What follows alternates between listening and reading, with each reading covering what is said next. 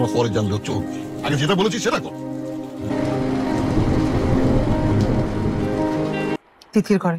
কি বললা? তিথির ঘরে কেন? রাহুলের ঘর তো দিতে পারতে। ও এই বাড়ির মেয়ে। এই বাড়ির মেয়ে মানে কি? এই বাড়ির মেয়ে মানে এই বাড়ির মেয়ে, ও আমার মেয়ে। তোমার আরেকটা পরিবার আছে, তুমি এত বছর আমার চোখে তুলা দিয়ে আরেকজনের সাথে সম্পর্ক করেছো।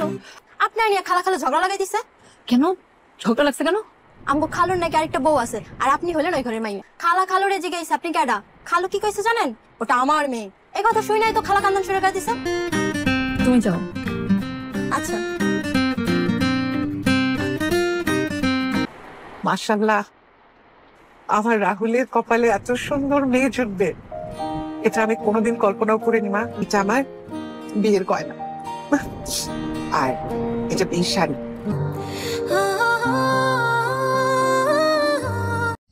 এই মেঘলা দিনে একলা ঘরে থাকে না তোমার। এটা তুমি রাখো, আমি জানি আমার ছেলের কাছে রিক্সা ভাড়া দেওয়ার মতো টাকা নেই। আসো আসো। মধুকো